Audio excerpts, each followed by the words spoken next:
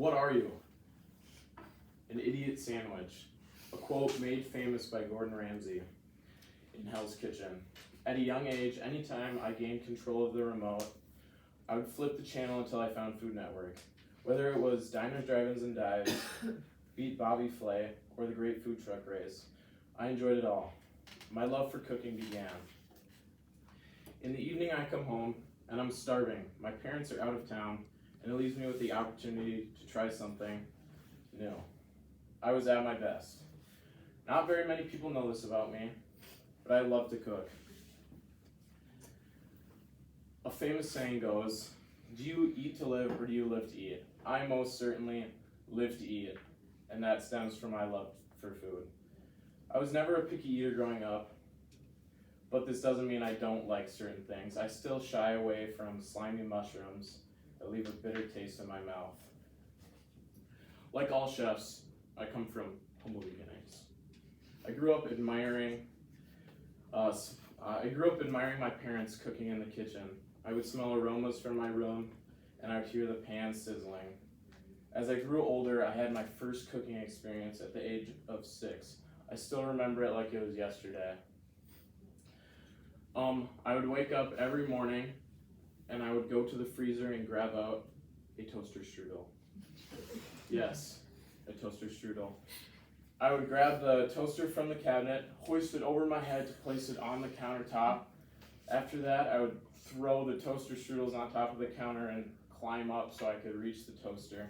After plugging it in, I would place a single toaster strudel in one of the slots of the toaster and begin cooking it. I would let the frosting melt on the toaster as it was cooking.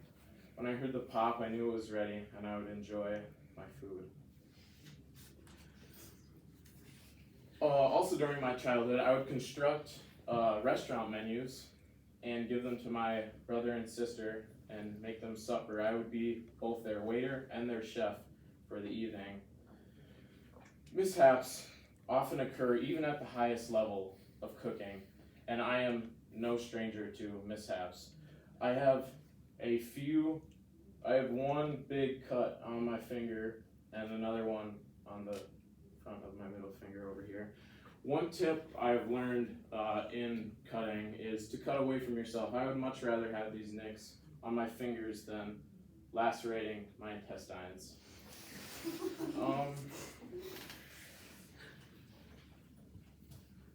The first time, cooking chicken legs was another mishap I had. This was very recent, and after marinating my chicken, I breaded it and I put it on the wire rack and I stuck it in the oven. I was ready and I went up to shower. Leaving the kitchen, my dad and sister were in there. They would take them out when they heard the timer go off. And then I come down ready to eat my chicken legs. I'm all excited. And the entire floor is filled with smoke. I was very confused. I was thinking they must have forgot the timer and left it. How did they not hear the timer? They were right next to it. I did not place a baking tray under the chicken, so all the drippings collected together at the bottom of the oven and started on fire. The chicken legs tasted very smoky. It was great. It was great. Also, a mishap I've had. The first time I ever cooked bacon, I was about 8 years old. My mom had given me a package of bacon. She showed me how to do it. I was feeling very confident. I was like halfway through the package of bacon, and I set my hand down to like talk to my mom. I leaned over right on the electric griddle. I instantly pulled my hand back and I started sobbing, and I ran to the sink and placed my hand under the cold water. My hand stung for the rest of the day. My Instagram is constantly flooded with different cooking videos. I can't scroll through without finding some inspiration. I make myself food probably 3 times a day if I'm lucky. I often text my mom things that she needs to pick up from the grocery store so I can make something to eat. She's very lenient, and I love her for that. Despite my love for cooking, I would never own a restaurant. I would much rather eat the food than give it to other people. No offense.